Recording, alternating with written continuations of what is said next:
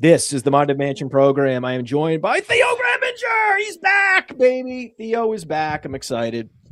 And we're talking NFL free agency. We're just going to give you all the winners, all the losers, all the guys that maybe could be something if things break their way. What happens when player X, that's still a free agent, lands with team Y? There's going to be a lot of that talk going on. Theo, welcome to the program. Happy to be back. We got to do it this time of year, like every single year. So shout out to the Player Profiler audience. Always fun coming back here, chopping it up with you, Matt. Podcast with you a million times. So it's always like when we get back here, we're always catching up. Always enjoy talking to you like right before we get on. This should be fun. We're in peak Dynasty season and peak best ball season for some. So this is a really great time of year with NFL draft around the corner.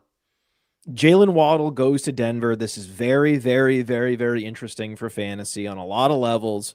It completely vacates the receiver room in Miami. It's now Malik Willis and what?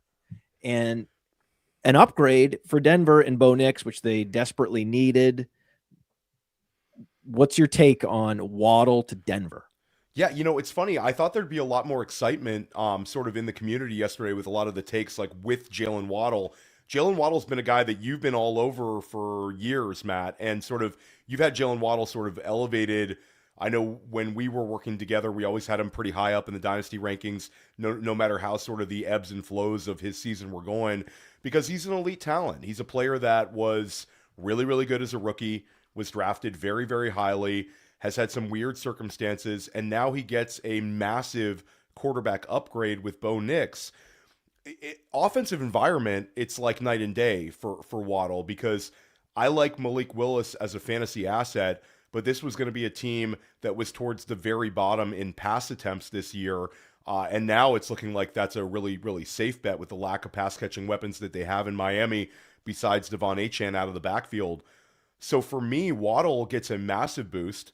Waddle's 28 years old and has a chance to maybe play some of the best fantasy football of his entire career. That's not really the take. Most people are like, Waddle is going to coexist with Courtland Sutton in some sort of a very balanced offensive attack where RJ Harvey will get some touches, J.K. Dobbins, and then you've got like the Troy Franklin, Pat Bryant types.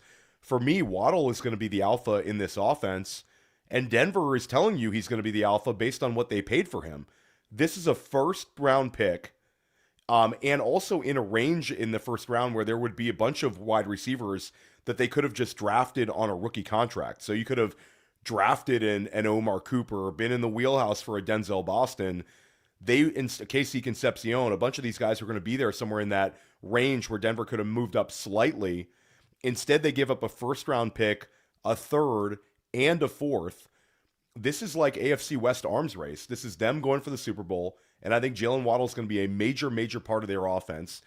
And if you look at the last 5-6 years, Matt, almost every single year, we're getting a traded wide receiver who goes to a new team and ends up putting up near career numbers and becomes a wide receiver one. It was George Pickens last year, Jerry Jeudy the year before, DJ Moore the year before.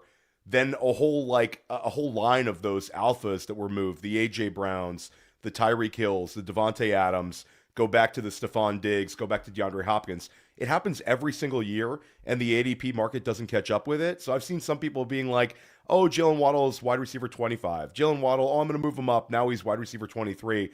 If he stays wide receiver 23, wide receiver 25, then I'm going to try to draft him everywhere I can. And I think it really rejuvenates his dynasty value to go be attached to Bo Nix. And let's remember, Bo Nix, year one with Courtland Sutton, Matt, that was a career year for Courtland Sutton. He hyper-targeted Sutton, really elevated his ADP that year. I think it could happen again with Waddle. And you've also got a division that's a shootout division. The Chargers are going to score a ton of points this year with Mike McDaniel. Thank you. Clint Kubiak in Vegas. And then you've got, of course, Patrick Mahomes. And what did Kansas City do? They added Kenneth Walker. They're going to have more explosive plays in their offense. So for me, the community should be more excited about Jalen Waddle. We're not even talking about him, but they should be a little bit more excited about DJ Moore this year too. But traded wide receivers, when they're traded in season, it can be hit or miss. when they're traded in the offseason, there's been a really nice hit rate. So I'm bullish on Waddle. I'm bullish on what Denver's doing. They're pushing the chips in. They think they can win a Super Bowl. Yeah, be very bullish on Jalen Waddle. He's proven that he can do everything. He can operate close to the line of scrimmage and be efficient. 9.8 yards per reception as a rookie, still put up 15 plus fantasy points per game. In his second year, 18.1 yards per reception. So he was, again, 15.3 fantasy points per game again. So he did it on lesser targets, but deeper, like a much higher average target depth. And he did it with the close to the line of scrimmage routes. And then Steve Smith comes in, and then he's averaging like 1,000 yards a year where he played a full season. And it's like, okay, this makes perfect sense. There's not going to be more than 1,000 yards for Jalen Waddle with Tyreek Hill on the team and a bottom 5 quarterback in the NFL. Like, it's official. Like, Tua has been flushed out of the league. Now he's going with Bo Nix. He's going to have the best quarterback of his career. And this is the best receiver that Bo Nix has ever had. This is the new NFL alpha, right? This is, hey, I'm fast. I can run all the routes. I'm super versatile. I'm always going to be available to you. This is not, 2002 where it was like, okay, where's Brandon Marshall? Where's Cortland Sutton in the formation? No. Like, there's going to be more volume. He has better hands. We all know that Cortland Sutton is kind of hilarious. When you throw the ball to him, you have no idea what's going to happen. It's probably he has the banana hands, so you know that's always a possibility. Jalen Waddle gets open, squeezes the football, generates yards after the catch. He has that really strong lower body. This is just something that they did not have in Denver. It was always some kind of compromise. Like, oh, is Troy Franklin going to be the guy this week next to Sutton? Because we know that Sutton's not going to erupt and become Justin Jefferson. Like, we know what he is. He is an outside clasher. He's sort of like a less explosive version of DK Metcalf. There's certain routes they can win on, and then inevitably they're going to run these inside routes and they're going to have these devastating drops. And it's going to be embarrassing. So they knew they needed an upgrade. They were willing to pay a first-round pick. So if it wasn't an overpay, right? If it was either an overpay and he disappoints and oh well. But if you just assume that they paid the market rate for Jalen Waddle, well, then he's their number one. Like, it's a first rounder plus additional picks. A third. It's In a fourth. 96 overall, 30 overall, and then, like you said, it's a fourth round pick. It was 130 overall. So, like, Matt, that's a massive payout for Waddle. And people. So, I don't care if I'm Denver. Like, I think they had to pay what they had to pay to get a player like I talked about. That's the new sort of quintessential target hog player in the NFL. And if you're a Denver fan, you're not loving this. You're like, why didn't we target Jalen Waddle? Why didn't we? There's some other players we probably could have got at a lot without giving up our first rounder. There's still plenty of NFL general managers that are enamored with Jalen Waddle. And yeah, it's a late round pick in the first round at the end of the first. Sure. Still a first rounder. And it's going to have a lot of value on draft day. There's going to be a lot of people, picking up the phone, trying to get a late first. That always happens. So it's conceivable. I think it's even possible that they paid so much for this pick. It's possible that even if he doesn't fully realize what they paid, he could still end up being a value in fantasy. Because like you said, it's just, there's this lag right now in best ball, especially where you're like, why isn't Waddle going earlier? This doesn't make sense. Like, everyone's still trying to sort of figure out how this is going to shake out. What about Pat Bryant? It just zeros. Like, Pat Bryant is a zero now with Jalen Waddle. Like, who cares about Troy Franklin? I know it's going to take time for this to all shake out and for this to all be realized. But for me, I'm like, whoa. I mean, it's great to have Sutton there too as a decoy. Everything just lines up where, yeah, I want Waddle in all formats. He's only 27. Yeah, and like they paid a lot, but you also have you don't have to give him an extension here. He's already under contract, so it's different than like the DK Metcalf trade last year where Pittsburgh acquired him and then paid him this big extension. So Denver's able to take it. I think like based on draft capital, maybe it's indicative of what Denver thought of this wide receiver group. Maybe they didn't like their options there at 30. Maybe they viewed Waddle as a player that was better than a bunch of these wide receivers in this class. So we can't really get in Denver's heads, but I think there's a lot of cheap kind of takes out there where people think he's just going to sort of fit in and make them better stylistically. No, I think they're going to be better stylistically, but Waddle's the offensive focal point in Denver. Wide receivers hard. I mean, there's a bunch of interesting wide receivers that are getting drafted in like that wide receiver 2 range. I get it.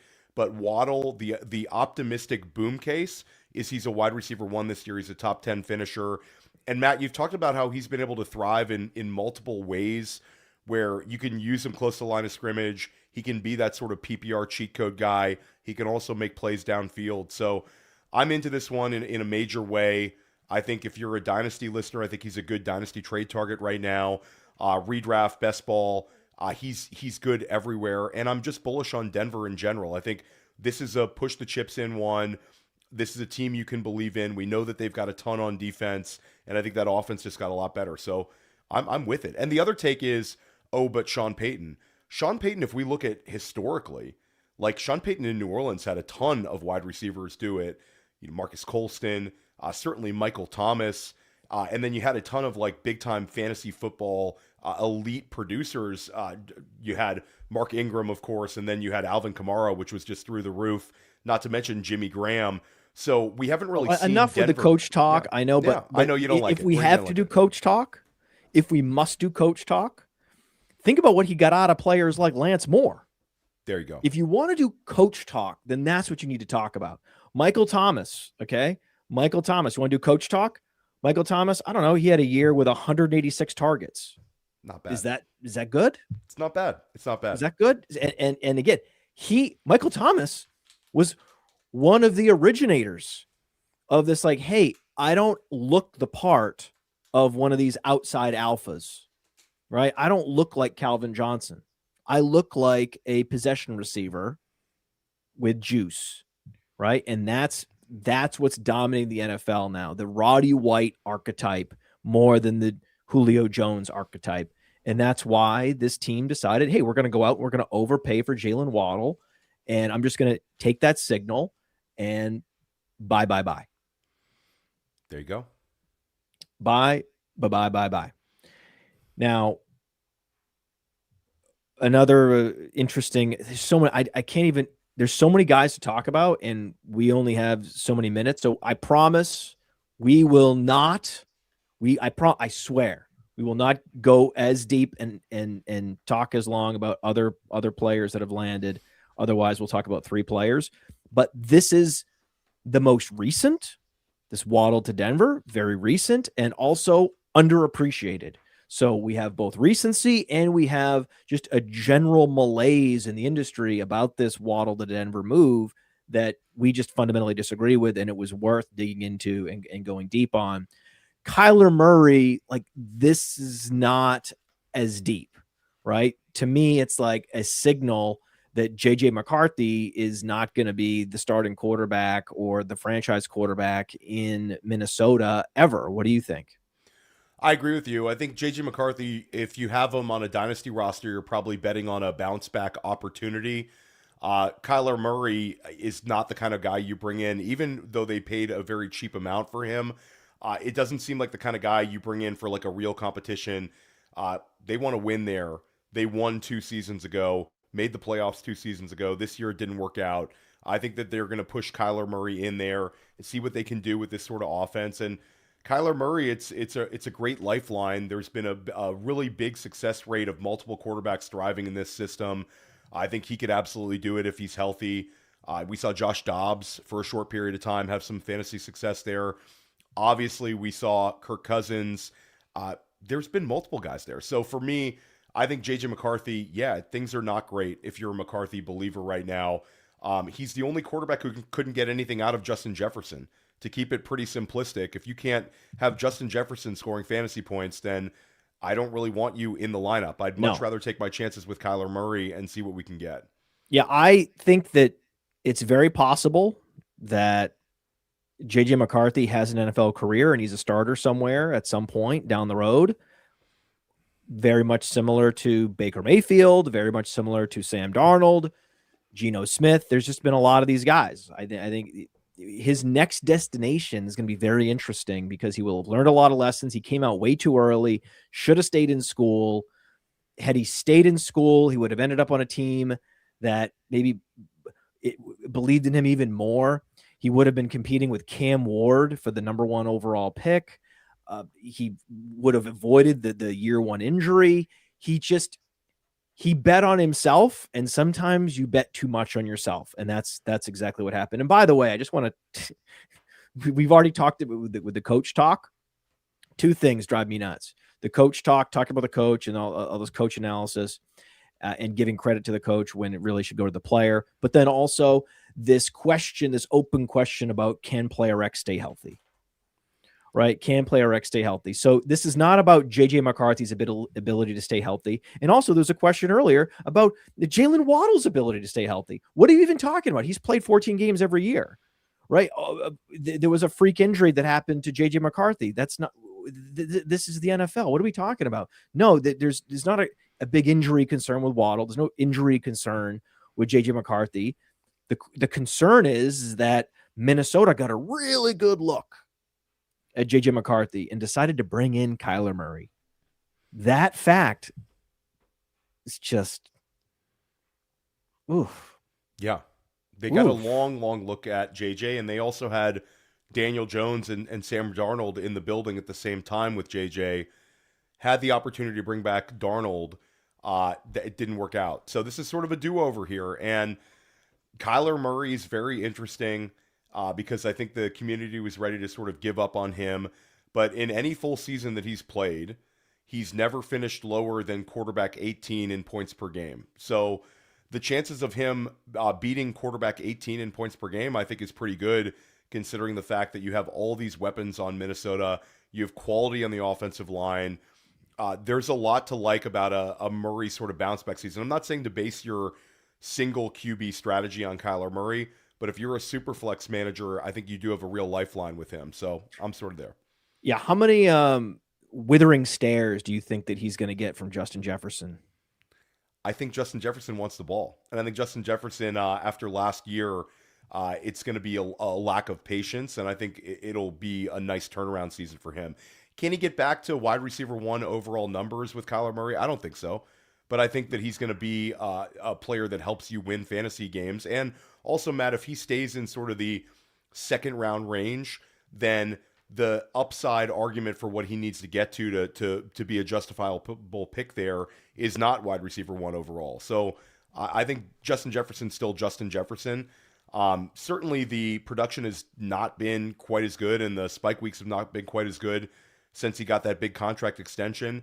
This could be the year where people are sort of sleeping on him a little bit, and he has a massive season. So Justin Jefferson, it doesn't really need much context. You're talking about one of the better wide receivers we've seen in the last 20 years. Last year was his worst year.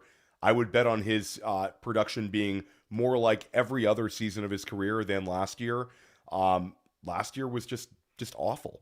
If you drafted him as one of the worst picks you could have made, so this year a real chance for an ADP turnaround. No, he's Justin Jefferson. He's great. Like a record setter, through his first few years as a receiver. So this is the guy you want to be betting on in the second round. Absolutely. No matter what. His overall ceiling comes down a little bit with Kyler Murray. The absolute best case scenario was that JJ McCarthy takes a huge step forward and he is what they wanted him to be when they drafted him. That's never going to happen now. And Kyler Murray can never be that as a thrower. So Kyler Murray is like a hard cap on what Justin Jefferson can be. But I'm not necessarily running out to get Kyler Murray because, he's gonna be pulling pass attempts out of the offense and running. That's another sort of governor on the potential of Justin Jefferson. It's the erratic throwing and it's the pulling down and running. He's going to be doing less now that he's older, but that's still a factor. Is it going to be as much of a factor as it is with, say, Malik Willis? No, Malik Willis doesn't have Justin Jefferson. Remember, Malik Willis has nobody. Malik Willis has Malik Washington. So it's going to be Malik to Malik, right? And Tutu Atwell. These are the players that are vying for that number one wide receiver position pre-draft. Given that, who would you rather have in fantasy football in 2026? Malik Willis or Kyler Murray? I'm going to go Malik Willis here because I think, like you said, I think the lack of quality weapons in Miami. First of all, Devon Achane is an absolute stud. Every time we come on here, I talk Devon Achane. Yes, this helps Devon. Achane is Achane. So Achane, that's another one. That's another one where everyone is sort of lined up, and it's sort of the hive is starting to form where Achane's going to regress. Achane's going to regress because the quality of the offense, he's not going to get the targets. If this is the current offense heading into the season, Devon Achane's going to get 300 touches, and he might get banged up, but they're going to give him the ball as much as humanly possible. Last year goes north of 1,300 rushing yards. We know playing next to Malik Willis, the corollary, Matt, you get to talk about the corollary today. You're going to get a chance to see him break off long runs. I think the yards per carry is going to go up, but Achane's Achane. We don't need to talk about him. But Malik Willis, I think that has a very good shot of leading all NFL quarterbacks in rushing yardage this year. I think they're going to go with that sort of a scheme. I think he's going to be used on a ton of manufactured runs, designed runs. And I think with Malik Willis, we've been sort of waiting for this one. The guy runs a sub 4.640. I think that the chances that he runs for 700 plus rushing yards as a starting quarterback, I think that's a very safe bet. And I think it's a very realistic bet. If I'm off on that one and he hits the over, you're talking about 900 rushing yards this year. So even if Miami is a team that loses a lot of games, even if Malik Willis doesn't pass for a ton of touchdowns, he still is going to have that baked-in rushing floor. We've seen it time and time again in fantasy football. If you have a quarterback who's churning out rushing yards, you've got a chance that quarterback's going to be a QB1. So I think I'm there with Malik Willis. I think he's a little bit underrated as a guy with a big arm. And you talked about his wide receiver one. I think the wide receiver one is going to be taken on day one of the NFL draft. They have 2 first-round picks. They have pick 11, and they have pick 30 now. One of those 2 picks is going to be a rookie wide receiver, probably someone that matches up well. Maybe you see a Jordan Tyson, somebody like that, if they go with that early first-round pick. Maybe they trade up from 30. Maybe they trade down from 11. But I think somewhere in between 11 and 30, or if they stay OTC, they're going to draft a wide receiver there. They have a number of picks in the top 100, a number of picks in the top 70. So that wide receiver room is going to look very, very different than it is now. So I'm in on Malik Willis. I'm not in on the Miami Dolphins, but I'm in on Malik Willis having a very strong fantasy season. I think he's going to rise up quickly in terms of things like the Dynasty rankings because it's a guy that is a little more than a bridge quarterback. Miami might end up replacing him with this 2027 class of quarterbacks. There's just so many of them. So Willis, even if he has a strong season, there's a chance it's a one-year run. But I think it's going to be a really fun one-year run in Miami. So I'm going to bet on Malik Willis. I think he's a really solid pick in a lot of formats right now. And a fun player, Matt, just because of this elite mobility and speed he brings to the position. Yeah, he exceeds expectations. They go and they draft a quarterback, and guess what? Malik Willis goes somewhere else to be a bridge quarterback somewhere else. And it happens again, and it happens again, and this is why I want Malik Willis badly in Dynasty, Superflex, and 2 QB leagues in particular. I know this is a one-year rental in Miami, but he is going to be around for a long time. Look at Jacoby Brissett. We've been talking about Jacoby Brissett as one of the best backups in the league 5 years ago. Yeah. And all he does is just pop up. But Malik Willis, I think the fact that he was signed to be the starter this year, that never happened with Brissett. So it's even more encouraging for his long-term potential. Tua, on the other hand, was signed to be a backup. And I think the whole league has come to Jesus on Tua that he's just not good enough. And he's left-handed. And now Atlanta has 2 left-handed quarterbacks. So there's no way they can make the playoffs with 2 left-handed quarterbacks. I'll believe it when I see it. Daniel Jones, he's right-handed.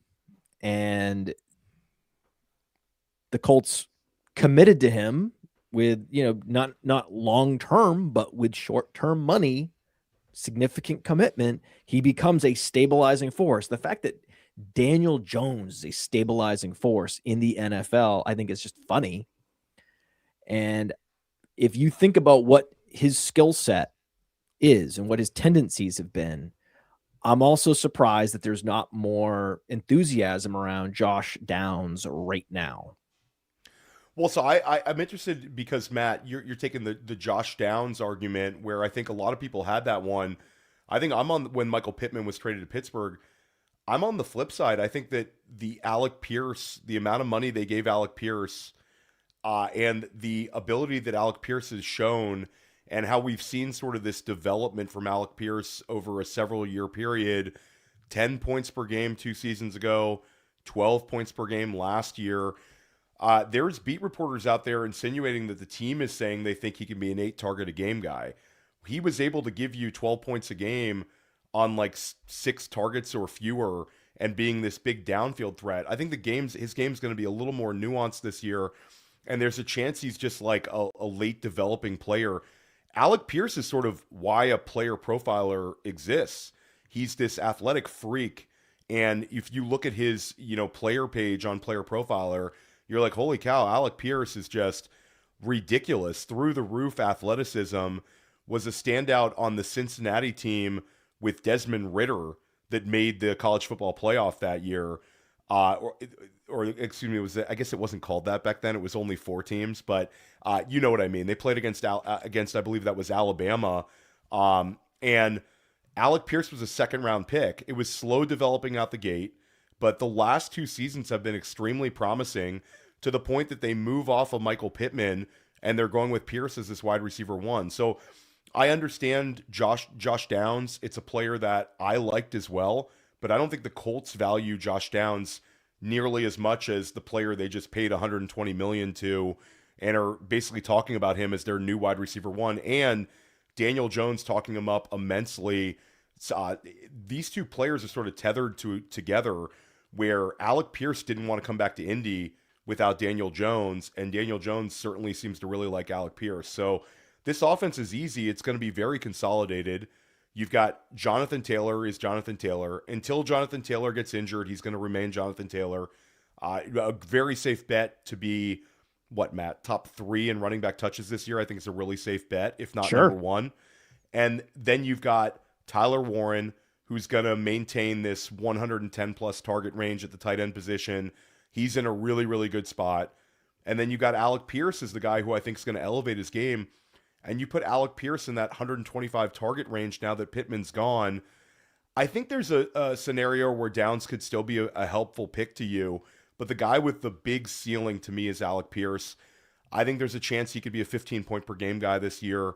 It's another player where, Matt, the last time we saw this, where you get all these people on X who are like angry about the amount of money that Alec Pierce got. Look who else wanted Alec Pierce. Vegas wanted him as their wide receiver 1. New England wanted him as their wide receiver 1. Whoa, you can't say anything about New England. Okay, but that's fine. That would be like Buffalo wanting him as their wide receiver 1. Not a positive necessarily, but they did want to throw the bag at him. The Chargers wanted to throw the bag at him. There's a bunch of teams who wanted to pay him more than what he agreed to take in Indianapolis. So the market basically told you what Alec Pierce is, and he's 25 years old. Again, the profile took a while to run. If you remove like those first 2 years out of the equation, I think it's just going to be this uphill trajectory for Pierce. And I think a lot of these people, so basically the situation reminds me a little bit of, obviously completely different players, but remember when Christian Kirk left Arizona to take the sign with Jacksonville, they gave him this immense contract, and everybody was just sort of making fun of what Jacksonville did that year. Jacksonville, with Christian Kirk, end up making the playoffs. Christian Kirk was in the counting stats, he was a wide receiver 1 essentially, and ended up being in the points per game metric, was like wide receiver 15, wide receiver 16 that year. So a lot of people were like, why did they pay him? Because it's a young veteran, and Indianapolis has familiarity with Pierce, and they think he's got room to run. So for me, I think Alec Pierce is the really big winner. I think he's one of the biggest winners of free agency. Not only getting that amount of money to stay in Indianapolis, he has this connection with Daniel Jones, but also the team moves off of Michael Pittman, who's been a target hog for them for multiple years. So I think Alec Pierce, huge winner of free agency. I'm looking at the Christian Kirk stats right now, and wow, that year is an outlier. Yeah. My goodness. I mean, it's hard to even imagine what an outlier that could. How? That was the only year he did really. It's crazy. Opportunistic wide receiver 1 seasons happen in fantasy football. And with Pierce, it's, athletically gifted. He's the only player in like the last 25 years to lead the NFL in yards per reception in consecutive seasons. But I think there's a little bit more to his game. I mean, it can't be all downhill with it, or all downfield targets for this sort of situation to sort of present itself, where I'm saying he's going to go to 15 points per game. But I think you're going to see some. It doesn't have to be all, but some of those lower ADOT looks go to him just to get the ball in his hands. The rhythm of the offense, I think, is going to be Alec Pierce with Warren as well. And then Downs is what he is. I think Downs is a really, really talented player, but I don't know if he's got that fantasy football ceiling that maybe we were betting on 2 seasons ago. He had more targets last year than Alec Pierce. Yes, he's a guy that commands targets. He's going to play in the slot. He's going to stay there, but Alec Pierce's targets have been a little bit different. Yeah, he's averaging more than 20 yards per reception for 2 consecutive years. Huge air yards. But my theory is that the NFL has decided they're going to overpay for air yards. They were slow to the game, appreciating air yards, and now they're appreciating them too much. And they're throwing a bunch of money at essentially Christian Watson. Yeah, I think that's a fair argument. That's a fair argument. But again, Alec Pierce was a player they were unwilling to lose, and I think internally they're saying a lot of things about how they think that his game can take a whole nother level. So I think they're committed to it. I think they're really committed to showing that they're smart, that they gave money to the right player, they made the right decision. So I think we're going to see them make Alec Pierce even more a part of like the weekly focal point. So I don't know. Alec Pierce has been able to thrive with multiple quarterbacks. He was the only wide receiver in Indianapolis who had a number of big games with Anthony Richardson.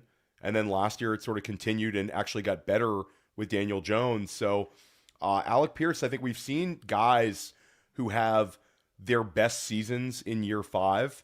And I think that's going to be the case with Alec Pierce as well. So I'm betting on him there, Matt. But again, if you like Josh Downs, this is your Josh Downs window. Let's see also what they do in the NFL draft. Do they bring in another wide receiver, and what kind of wide receiver is it? I'm not sure which way Indianapolis is going to go in the draft. They're an interesting team, but I think Pierce, Warren, and Taylor all beat their ADPs last year, and I think that there's a chance, and Daniel Jones for that matter, crushed his ADP. So there's a chance that all 4 of them sort of rise tides with one another. Taylor's the interesting one because right now you're having to pay like a mid-first round pick, if not a top 5 pick for him. But I think it's warranted just based on how good he was last year, how good he was down the stretch the year before. It's a player that's giving you near RB1 overall numbers in multiple seasons. True workhorse, bell cow running back. And he's still got enough juice to him that you could see it being another 2-3 year window of production. So Taylor makes sense at ADP, but I think Warren and Pierce are very interesting picks. So you think about Gronk with the Patriots after Randy Moss left. You think about Kelsey with the Chiefs. What do these guys have in common?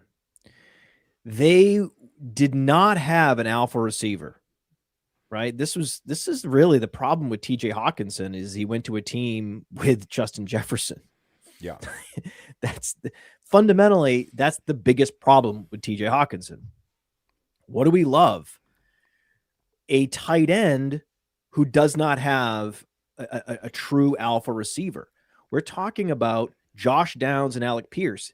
These are receivers that cannot historically command 100 targets or big yards, certainly not both, right? Pierce commands the air yards. Downs can get you those targets close to the line of scrimmage. No one is doing both, right? And what does that open up? Who does that help the most?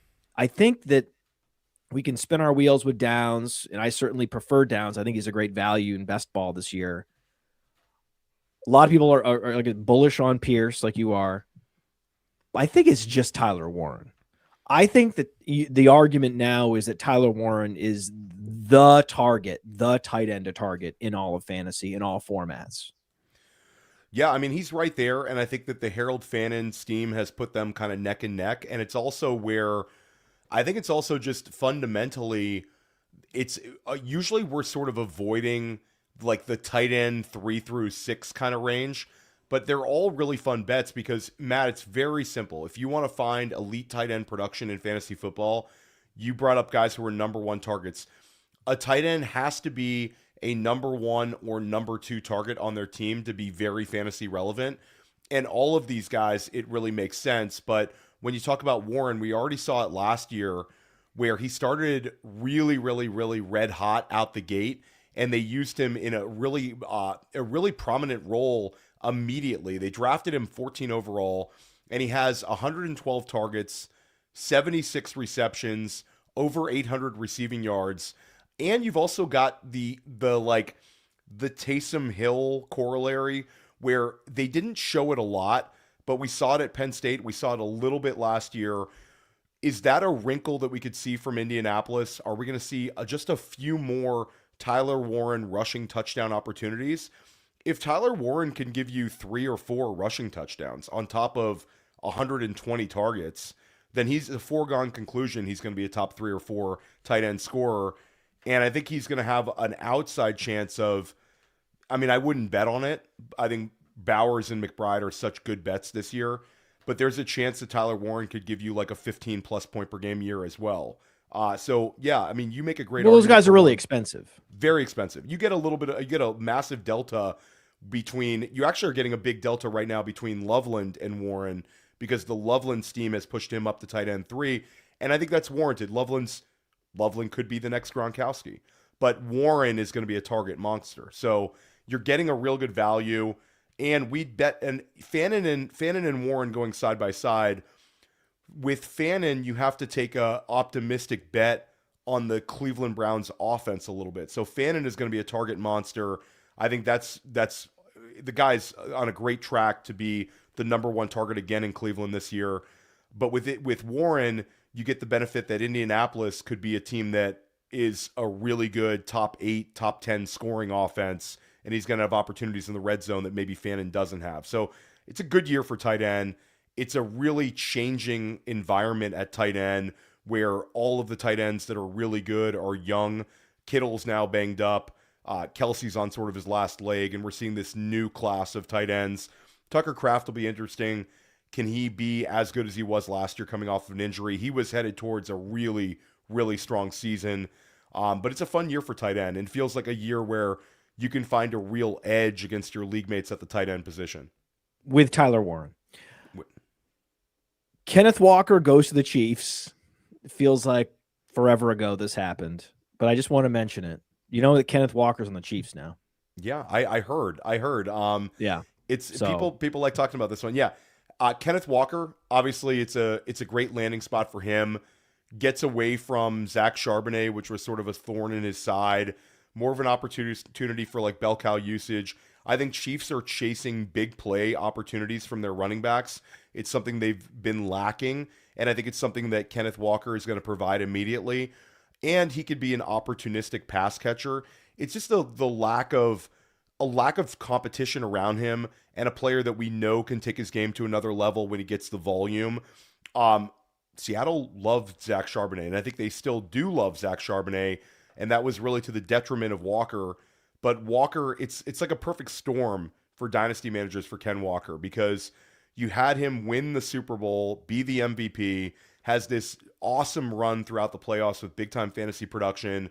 Then he ends up in a dream scenario where the market has been wanting an elite back to go to an Andy Reid, Patrick Mahomes offense for years and years and years. So you get it all in one big package. If you've been waiting to sell Kenneth Walker, you have this massive opportunity to cash in. Or if you want to just use him, he's like in a position to be a RB1 in Dynasty for the next 2 years in Kansas City for as long as he's there. So it's a great opportunity to either use him or just cash in, and you finally have this amazing window. Look at the Dynasty price tag for Kenneth Walker today versus 6 months ago. Like it's night and day. It's just completely turnaround season for him. What do you say, man? I mean, Kenneth Walker, he's a beast. Yeah, he's awesome. He's 25 years old. And yes, he's missed games with injury. He is one of the more injury-prone players because of his long injury history, groin injuries, soft tissue injuries, thigh, hamstring, all these things. But, puts up a 1,000-yard season in his rookie year, puts up a 1,000-yard season last year, played all 17 games. Okay. So really, it was just 2024 when he played less than 15 games.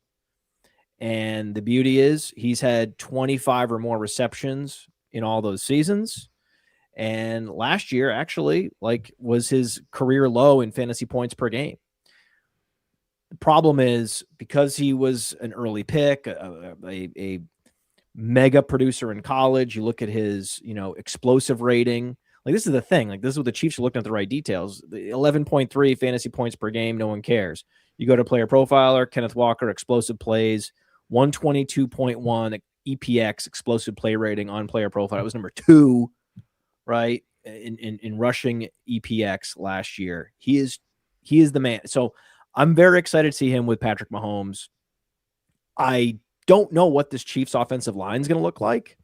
And that's a big reason why he's been productive, has been like the growth and the maturity and the coalescence of this Seattle offensive line. Like, there's so many things about Seattle that improved last year. The offensive line kind of gets pushed down in terms of the order. Oh, what about Sam Darnold? Yeah, but guys like Charles Cross, like how this offensive line came together was really one of the keys to their championship run. We'll see what happens. We'll see what happens with Kansas City. Typically, this kind of move where the guy that was the Super Bowl MVP goes to a team that has just built-in hype around it. For me, it's on just on its face, just a systematic process. Fade that guy. Yeah, I mean, I think that Walker, you can be happier dynasty-wise, and maybe I'm out redraft-wise because of the steam that we're going to see with him throughout the summer. Ugh. I think there's kind of two sides to that, because betting on free agent running backs has been a cheat code the last couple of years. You saw it with David Montgomery when he goes from Chicago to Detroit. Then we saw it in a massive scale with Josh Jacobs, Derrick Henry, Saquon Barkley, Tony Pollard, Aaron Jones, J.K. Dobbins, all of them in 1 year. They all beat ADP, all collectively. None of those free agent running backs failed. And then last year we saw it on the smaller scale with Rico Dowdle, Kenneth Gainwell, those guys just crushing expectations. Free agent running back signs, free agent running backs beat ADP. Now you've got Kenneth Walker where, Matt, he's going to go 20 overall. Like, when we get to like the deep FFPC main event season in deep August and early September, Kenneth Walker, you're going to have to say, am I taking Kenneth Walker at 20 overall? So that's sort of the only argument, is the steam has pushed him up so much. Now, Dynasty's interesting because people are going to have him somewhere in that RB10 through RB15 range. It's easy to see him sort of maintaining that value. But redraft, I get it. It's a big price tag to pay. But I do think there's an opportunity for him to have a 15-point per game season with Andy Reid. And again, the market's really been waiting for it. And there's not a back behind him. I think Rashard Smith is probably going to end up being like the quote-unquote handcuff there. And he's more of a pass-catching running back. So they're going to lean on Kenneth Walker this year. Walker's got a shot, man. But it is a very, very expensive shot you're going to have to pay in redraft. You like him more than Chase Brown in Dynasty? Dynasty, it's an interesting argument. Chase Brown's been really, really underrated as an asset, and he's been such an elite producer the last 2 years. I think they're similar bets. Walker as a higher pedigreed player and now we've seen Walker get the bag. I think Chase Brown might end up being like a Kyron Williams type situation where we're like, are they going to pay him? Are they going to pay him? I think Bengals are end up paying Chase Brown, and I think that's going to end up giving him a little bit of a dynasty bump. Brown, we know he's going to have use as a pass catcher out of the backfield. Walker, it's a little bit theoretical. We've seen him have a 45 catch season at his peak in Seattle, Matt, right around that range. But before that, it was very minimal. I think that the Chiefs want him to be a 3-down back and catch passes. There's a chance he hits another level as an opportunistic pass catcher. So I think they're close enough. Maybe Chase. I'm going to lean Chase Brown. I'm going to lean the known versus the unknown here, even though it's sort of like I really want to go with Kenneth Walker there. Bengals are going to score a ton of points this year, and Chase Brown will continue to produce. We have Chase Brown one position ahead. I think that's fair. They're neck and neck with one another. Yeah, it's like 15-14. There you and go. Yeah, I think we have in Dynasty, we have Kenneth Walker parked at RB 15, and I don't see much of a case to get him up higher than that. Emmanuel Wilson. I'm assuming you respect the hell out of Emmanuel Wilson right now. Yeah, I like Emmanuel Wilson. I thought that was an interesting name to put on the show sheet. I liked Wilson a lot last year. Interesting name to put on the show sheet.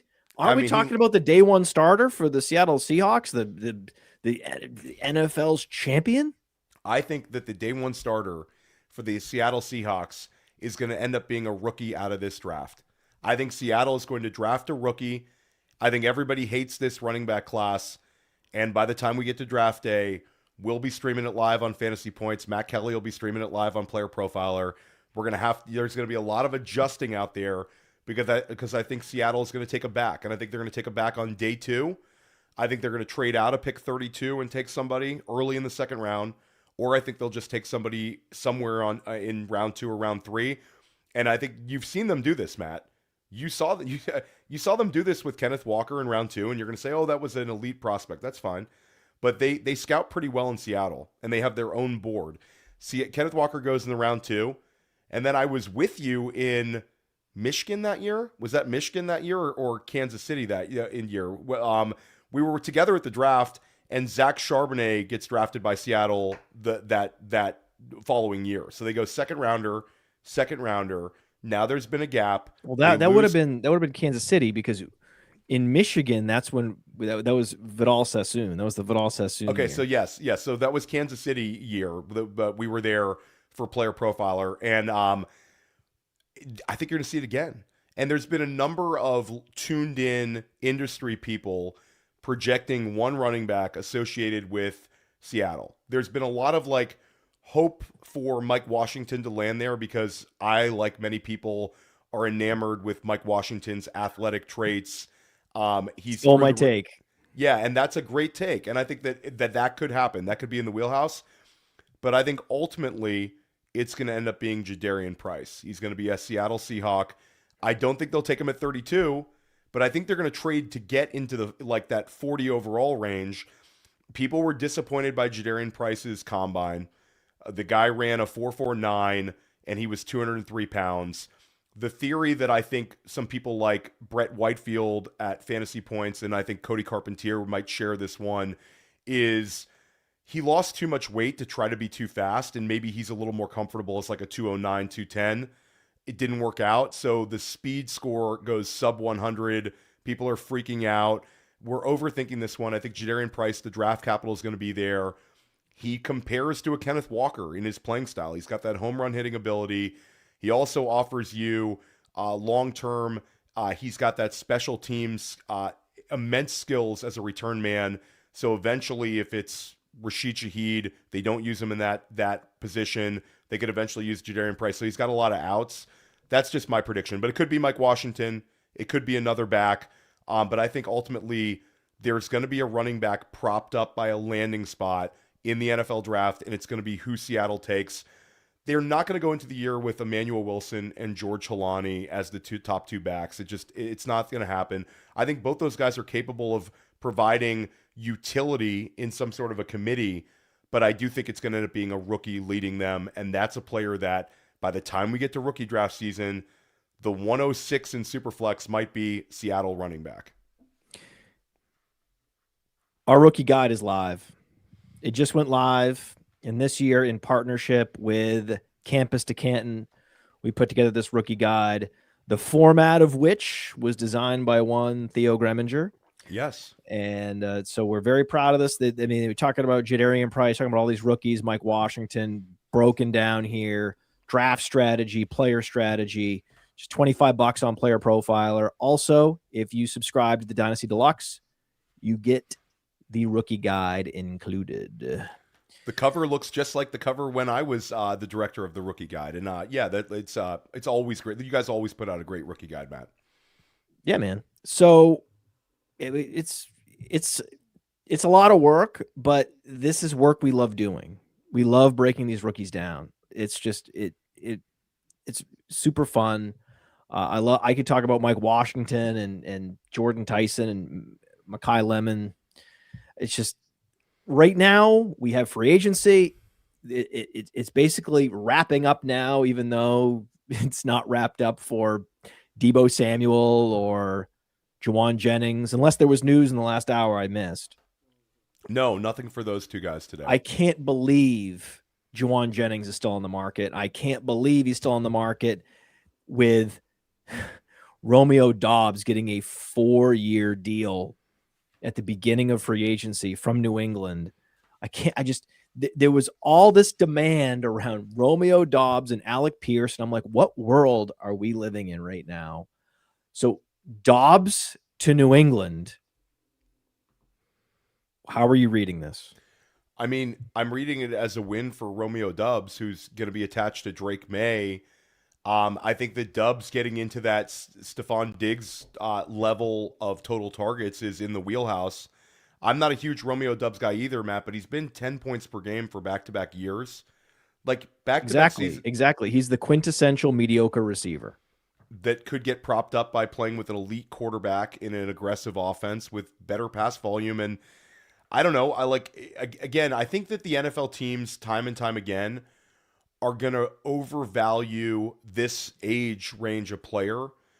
So the fact that he's 25 years old, I think teams like giving contracts to these guys. It's been kind of the last 10, 15 years that these kind of players end up getting a little bit propped up because they think, oh, I've seen the tape.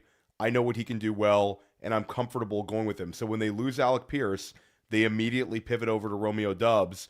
We all want A.J. Brown to be a New England Patriot, but I think at the end of the day, there's still a chance they take a receiver at 31 overall. I think that could end up being a wide receiver. It could be an Eli Stowers, but it could be another receiver added to the team with Doubs.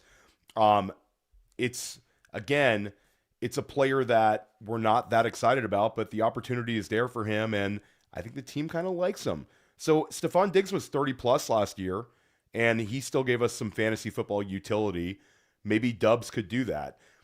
Betting on these wide receivers, it's the right offense for it. It's unexciting, but is Romeo Doubs going to crush his ADP? No, but can he give us 12 points a game next year and maybe give us another? He's had 1 8-touchdown season.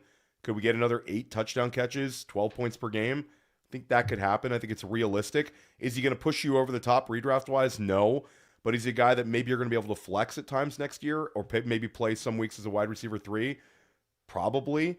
I think Kayshon Bouttie's interesting because he's been there a while.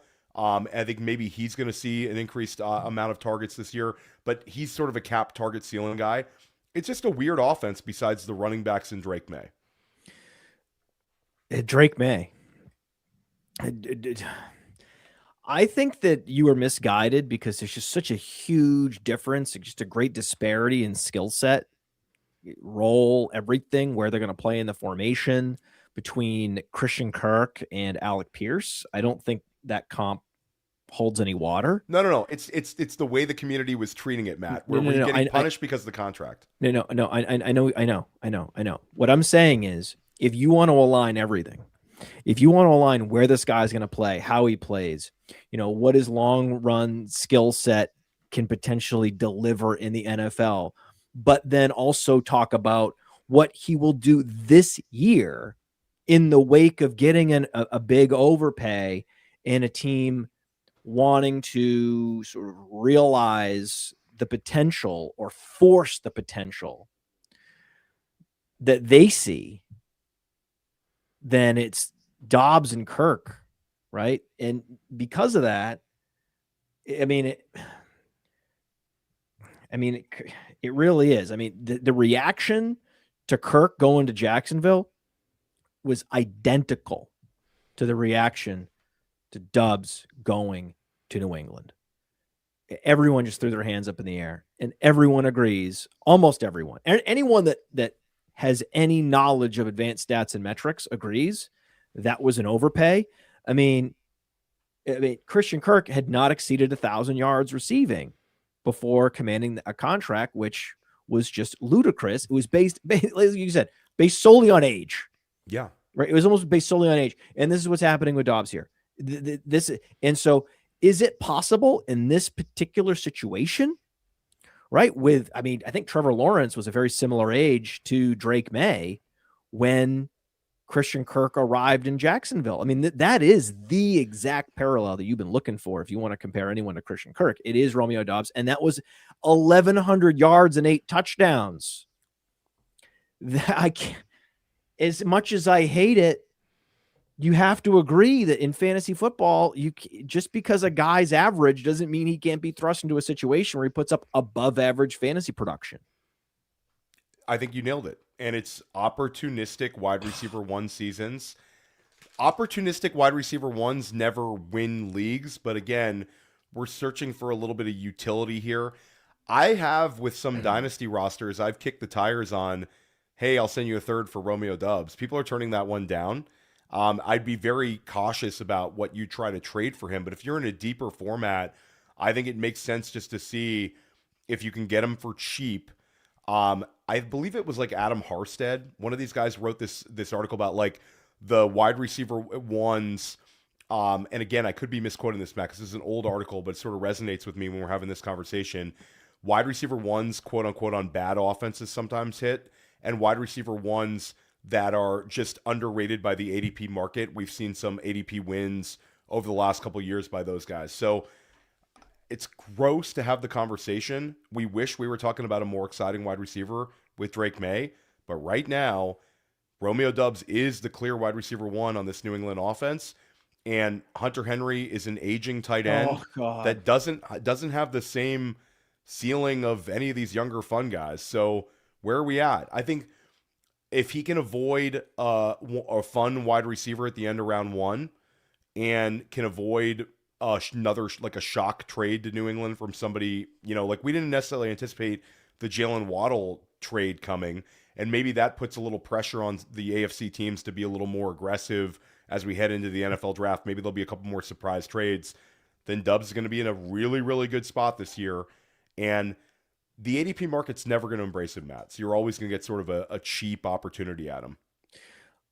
I was very happy to see Lemon put up a lemon of a 40 time, because that meant that there is now a possibility that New England can somehow get him. They might have to move up a little bit, but we've seen these move ups, right? Where you move up from 31 to 26. That doesn't cost a lot. We know that doesn't cost a lot. So that I could see happening. Please, Lemon, go to New England and solve this problem for us. And then that puts Doubs in this, clear possession receiver, third down guy. And then that's fine. That's where he belongs. But an average receiver can absolutely put up an 1,100-yard season. It has happened time and time and time again where an average receiver put up an 1,100-yard season, and we just need to be ready for it. All right. So we are syncing this show with Facebook, and we have a Facebook comment. So we should actually field this.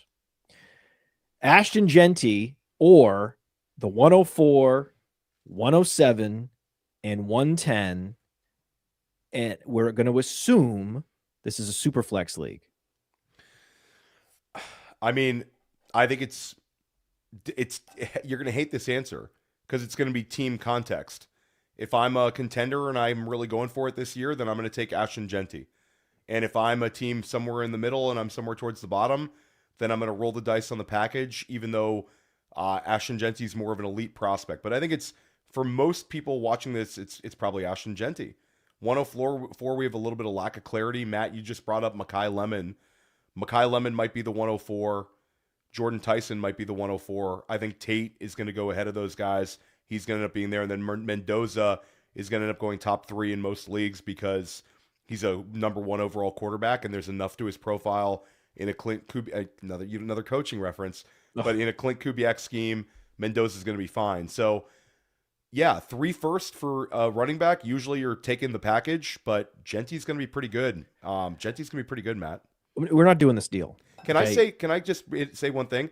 The person asking this, their name is Hashim Thabit Burner, which is such an awesome reference. 7'3" center at UConn. Hashim Thabit years ago was just an awesome UConn player. And for this guy's name to still be Hashim Thabit Burner, that's an elite one now that we're in March Madness. And also because he doesn't have any avatar on his profile, I think that is Hashim Thabit. I think it is. I think it is him. Yeah. We enjoyed watching you play for UConn. I saw UConn in the Garden this past week, Matt. Yeah. I was there for St. John's UConn. That was a fun game. I took my sons, and we were rooting for St. John's. We are Huskies fans, Hashim. So welcome to the show. Don't trade Jeanty for that package because it's going to go. We all know how it's going to go, right? It's going to go running back, quarterback, receiver.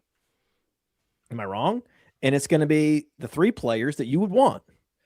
And then, no surprise, someone's trying to get out of the 104. You ever stop to think why someone's trying to get out of the 104? Why? Why would that be? Because Jeremiah Love, the running back lock, gone. Mendoza, the quarterback lock, gone. Tate, the wide receiver lock, gone. So the 3 locks in this class will be gone, and he wants to be out by the time the draft has. So he's, what'd you get in return? Oh, I don't know. I traded the 104 and then the 107 and the 110, had a bunch of picks. I ended up getting, Ashton Jeanty. Right? No, that's not, you're not doing that. You're not doing that deal.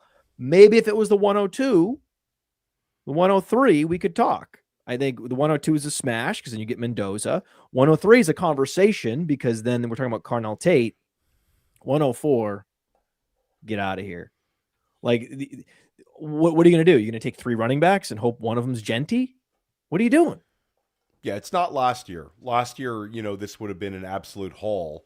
You end up with, Tet McMillan and Colston Loveland and somebody else. But this year, it's a lack of clarity. And wide receiver, it's interesting, Matt, to see where these guys end up and how it shakes out. I think Tyson right now might be a little bit underrated. Lemon, I'm hopeful as well that he lands well. Really, really fun fantasy profile with Lemon. Yeah, Lemon, great special team. I like Lemon. So if I'm at the 104, I have to take Lemon. But I mean, he could fall to the second half of the first round. So I mean, come on, man, you don't want that. You want Ashton Jeanty. Yeah. Travis Etienne goes to the Saints. Is this a case of where we should just not get too concerned about the landing spot and just bet on the fact that, hey, these free agent running backs, they tend to overperform? Or are you concerned about this landing spot? No, I think this is a good thing to get. I mean, obviously it's not a good thing to get away from Jacksonville, where he had 13 touchdowns last year. He had nearly 300 touches, but it's a fun landing spot for Etienne because I think he's head and shoulders above the other backs on the roster. Sure. I don't think Devin Neal's any sort of a threat to take anything from him. The bell cow usage will still be there, and I think there's an opportunity that he's used even more as a pass catcher out of this backfield. Etienne named his son Saint. He is so Louisiana. This is like a complete like native returning home. Wonderful story. Embracing the city. He's already going out to dinner with Tyler Shuck. There's a chance that the Kellen Moore year 2 offense takes a step up. Matt, they have the mobile quarterback. They have Chris Olave. they've invested an absolute ton on that offensive line through the NFL draft over the last couple years, and they ended well down the stretch. There was some goodwill with how Tyler Shuck ended the season. They're fully embracing Tyler Shuck. I think they're not done yet, too, Matt. I think they're in play to take a wide receiver inside the top 10 overall picks. So Etienne is, again, it depends on what we're asking for with Etienne. Is Etienne going to be a guy that wins you your league?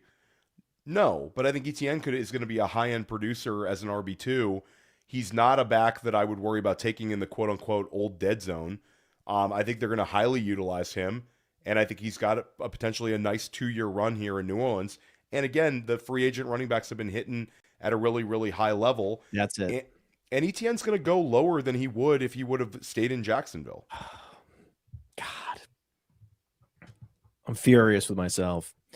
I posted free agent losers on Patreon, patreon.com/podfather. I'm really proud of 4 of those. I'm not proud of the Etienne pick. My concern with Etienne is what if Shuck is not good? That's fair. That is a very big concern, that this is a tanking team. This is a team in transition.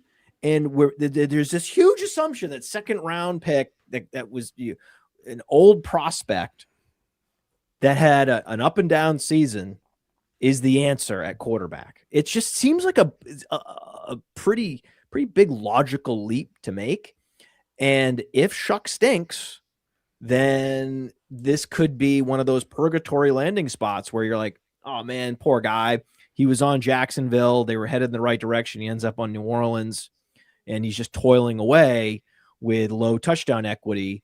And it's that offense, it never got out of first gear. This was my concern.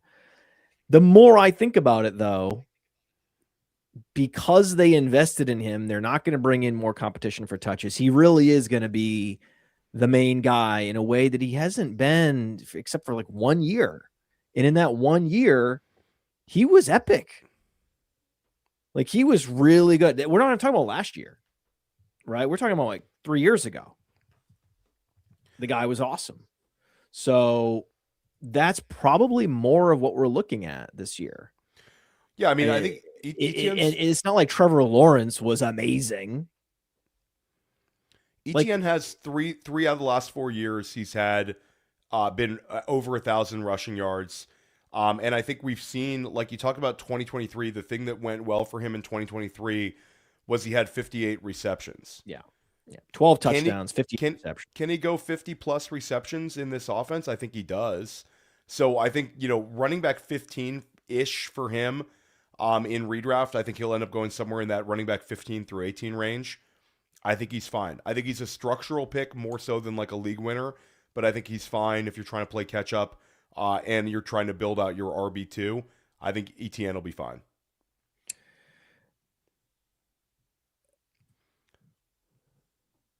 He will be fine. He will be fine. So anyone that has read my post on Patreon, a lot of you have already, and I apologize in advance. I'm going to be changing it. We're going to be doing a big edit to the Patreon post. I have since come around on this. Like, in the league, it's a very rare thing that the quarterback situation is so bad, like Cleveland last year. It's not going to be that bad, that it's going to be that devastating. Look at Daniel Jones, just fine. Sam Darnold goes to Seattle, just fine. Most of the situations, like Brissett in Arizona, just fine. Right? Most of the situations are going to be fine, even if there's some danger the quarterback takes a step back. Etienne, that 2023 season really does stick out as where he was an absolute workhorse, and he'll probably get more carries this year than he did in 2023, and maybe a similar target share. We're learning together in real time. Yeah, the targets are what I'm looking for, because last year we saw some big spike weeks in terms of like receiving numbers. He had that like one-off 3 touchdown week, but it wasn't as consistent last year in the Cohen offense. I think that in New Orleans this year, just all of the usage is going to be consistent, and he doesn't have like a Bashal Tutin behind him, that a threat to sort of take a year two leap. Devin Neal was a 6th-round pick, profiles more as a little bit more as a backup. I liked Devin Neal coming out of Kansas, but the NFL sort of told you what he was in terms of draft capital. So Etienne's just in a good spot. And I thought that was a good comment. And in the chat, all random stuff says, has a player coming home ever done well? That's a good one. There hasn't been the sort of like a homecoming story that's turned into like some massive success in recent memory. But, you know, that's not a reason to fade a guy. Tom Brady always wanted to be a 49er. That never happened. Never happened. That would have been cool to see. Yeah. Okay. So, but I think he might have moved to Tampa before he actually signed there. So, maybe, what a leap. That's a leap. That's a leap. So this Washington backfield, it's, very chaotic. It's the most chaotic backfield there is. And I think it's interesting that the backfields I think are some of the most intriguing all somehow revolve around Chris Rodriguez. Where Chris Rodriguez vacates, very interesting, very chaotic. And then Chris Rodriguez himself signs for $6.2 million over 2 years, which is not nothing at the running back position. That's triple what Emmanuel Wilson received, to put it in context. And I do not believe that Bashal Tutin has this incredible ceiling. I think that he is a very limited player. I think we've seen players like him, Pacheco, Garendo. There's so many that I'm not worried. Just because he's explosive doesn't mean that he's a threat to become a bell cow. Those are totally different things. I don't think he profiles this way. But Chris Rodriguez absolutely profiles as a 1-2 punch on early downs. First and second down, you can see him starting. Like, Jacksonville opens the season with Chris Rodriguez starting in the infographic to begin the game. No one would be surprised about that, right?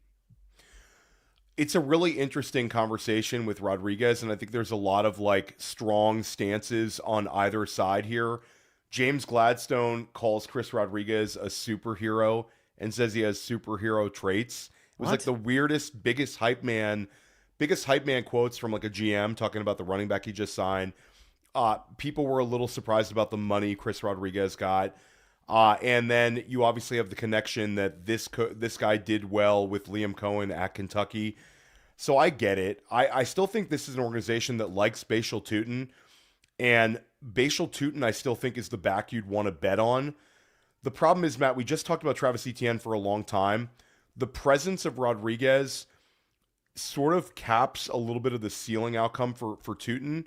Where is there scenarios where Rodriguez is a vulture around the goal line? Sure. But I think Tutin's going to get the first crack at this thing. He's right now settling in as like RB23, RB24 on sites like FFPC. I think it's fine. But I think it's a situation where I know you're down on Tutin. Your thumbs down in the Bashal Tutin argument. But Chris Rodriguez, let's take a step back and look at what Rodriguez has done as a pro. He has 6 receptions total as a pro. This is a incredibly limited profile that we're saying is going to have this meteoric 5th-year leap. And Matt, you're going a little coachy here too, because meteoric. You're saying a meteoric rise for no. Rodriguez. I think he's a 1-2 pounder. I think he's a first and second down pounder, but I think his ceiling is very limited because he can't catch passes. What are we talking about? But he's going to be scoring a lot of touchdowns in a offense that has a lot of weapons. I think he's interesting. I think he's an interesting player.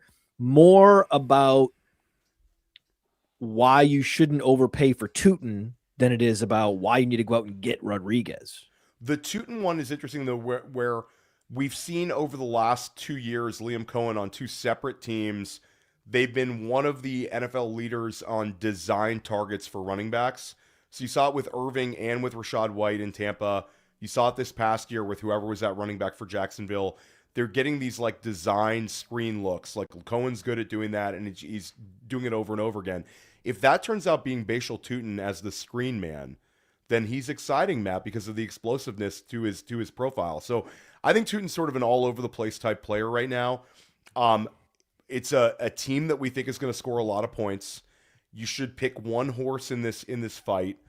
And could we get a point where Tootin becomes a little bit of a value this summer because of people like yourself saying that, and because of maybe the threat that it's a committee? We're also not factoring in LaQuint Allen, who I think they like, who was the nation's leader, I believe, in receptions 2 years ago at the running back position at Syracuse.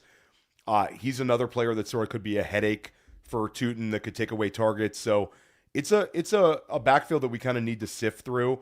But I still think ultimately Tootin's the one that leads them in fantasy points. But is it going to be a situation where Tootin's like a purgatory pick, or is he a guy that can help you in the range he's drafted in? I think that's still up in the air. And I don't think Jacksonville necessarily knows. I think Rodriguez gives them a little bit more flexibility if Tootin can't take that next step.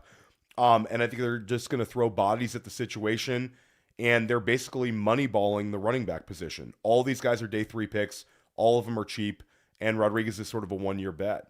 Who else is doing that? Oh, Seattle. And Washington. Right? Seattle's doing that. I mean, this is a team that we've got to respect the team building in Seattle, and they decided to just punt Kenneth Walker. Okay? So, and then who else signed a big free agent? Houston, New Orleans. These are teams that have been making catastrophic decisions from their roster building year over year over year. What about LaQuint Allen? He can catch passes. Like there's so many ways that Tootin doesn't happen. So this is my main concern. What I'd rather do is focus on guys that are way further down the board that are also better running backs. I mean, Bashal Tootin runs a 4.32, and he had one run of 15 yards or more last year. Like, what? How is that possible? Yeah, the yards created per touch, the production premium on Player Profiler, the EPA, none of it was worth a damn last year. So the advanced efficiency metrics were damning for Bashal Tootin. Will he be better after a year? Sure. Yeah, he's going to be more acclimated to the league, but I have real serious questions about his abilities. What I like to see a day 3 guy perform well as a rookie, as a signal, like, okay, the league got it wrong with this guy. I never saw anything like that with Tootin. In Washington, now we have Jerome Ford signing there. And, that's interesting because I think Jerome Ford is probably like the worst of the all-purpose back profiles. Size, speed, pass catching ability. It's a high bar. And I think he's the lowest of all the running backs. He sort of scores the lowest of all the running backs that can cross that threshold. But it's not easy to cross that threshold.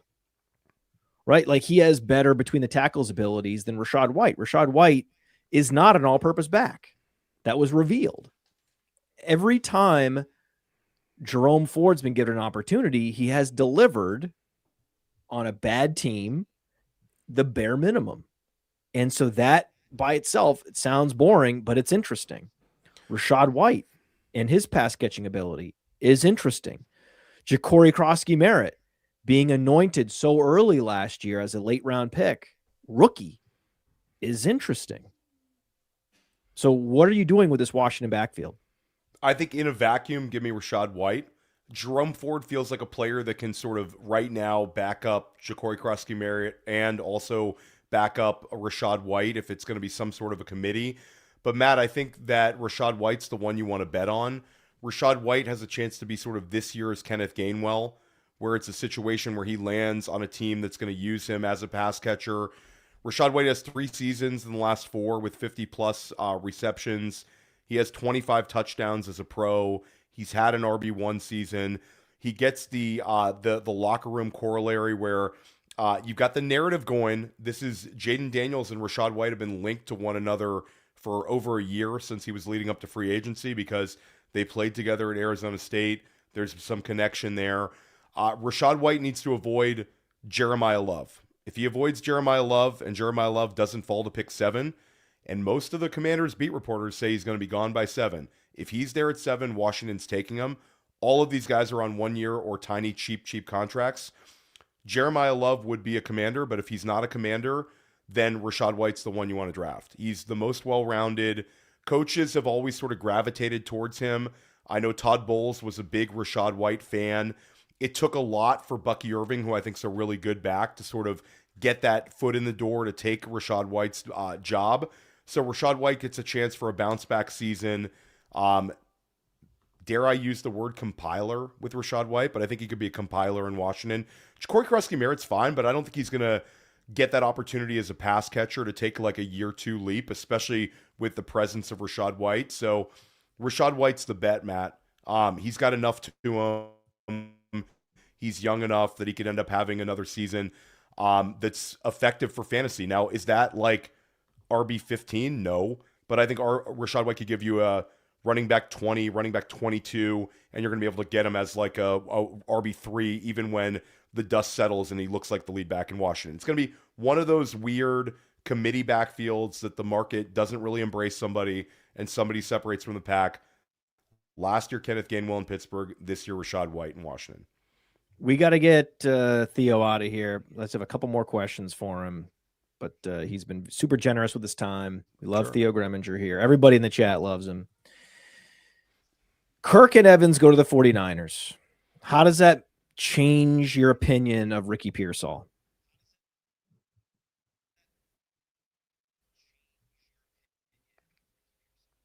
Pearsall's the guy that I think Shanahan loves. The Kirk one doesn't really do anything for me. I think Kirk, it's a veteran presence there. He's just kind of is what he is now. But Evans is sort of an alpha. Evans having a really big season and being this year's Devontae Adams is not out of the like the wheelhouse with Brock Purdy. Evans looks like a really good value. But I think Shanahan loves Pearsall. He's got connection to Brock Purdy. It's been a player that hasn't been able to stay on an NFL field. Now he's a little bit under the radar because of the Evans signing. I am pessimistic about George Kittle this year, Matt. Another injury. Does he come back week 8? Does he come back week 10? There's a lack of clarity here. But last offseason, all we heard about was Ricky Pearsall, the connection he has with Brock Purdy. We heard this from the beat reporters. There'd be all these training camp reports where Pearsall dominated the targets. Pearsall is going to take this big year 2 leap. He could end up taking this big year 3 leap, and we could have just been a year ahead. So Shanahan, anytime people bring up Ricky Pearsall, he says nice things about him, and it's an organization that took him as a first-round pick. So I'm fine with Pearsall. I think he's fine as sort of a guy you don't want to reach for, but I'm comfortable taking him. I think him and Evans can coexist with one another. It's an offense where we know the pass volume is not going to be excessively high, but it's going to be really efficient with Purdy. So I'm fine with Ricky Pearsall. I think the presence of Evans makes him a little bit more of a value than a player that you'd have to maybe push up the board as like a true wide receiver 1. So I think the Patriots should sign both David Njoku and Brian Thomas, and they try to trade for Brian Thomas, sign David Njoku. I think that would be best case scenario. I think that would be the way that Brian Thomas can salvage his career. I think it's a great fit. That's my bold position in terms of what could happen next is the Patriots need to go do that. And then we don't have to be as concerned about Romeo Doubs. Do you have another take like that? Or like, what do you think should happen, could happen? And it would just be really fun. I think that what's going to happen is I think that there's going to be another big splashy wide receiver move in the AFC West. I think that the writing's on the wall that the Los Angeles Chargers are going to either draft a wide receiver in round 1 at pick number 22, possibly move up and get their guy, or they're still in still in like the wheelhouse to go and trade for an AJ Brown. They have the cap space. They've got Mike McDaniel. They've made all these little small moves, Matt. They get Charlie Kohler at tight end. They get Keaton Mitchell for running back depth. They get multiple interior offensive linemen. It's like all this fun steam with this offense, and you're going to see one big splashy addition at the wide receiver position. They're going to have to decide whether they're going to pay Quentin Johnston in an extension. I don't think they'll do that. There's a chance he might get traded with this. Lad McConkey, people are betting on a massive bounce back season, but I think there's a chance AJ Brown is a Los Angeles Charger, or a guy like maybe a Jordan Tyson is a Los Angeles Charger, a Casey Concepcion. I think that you're going to see a wide receiver in LA. The arms race continues in the AFC West, and the Chargers will end up being a top 3 scoring offense in the NFL this season. You know, it's important to me that all of our media be free, but it is you, the premium subscriber, with access to data analysis, the rankings, Dynasty Deluxe, DFS Dominator, the world-famous draft kit. You get that content and you make all of this possible. The free podcasts, articles, NFL draft content. So I must give a special thanks to all of our premium subscribers. You make all of this possible.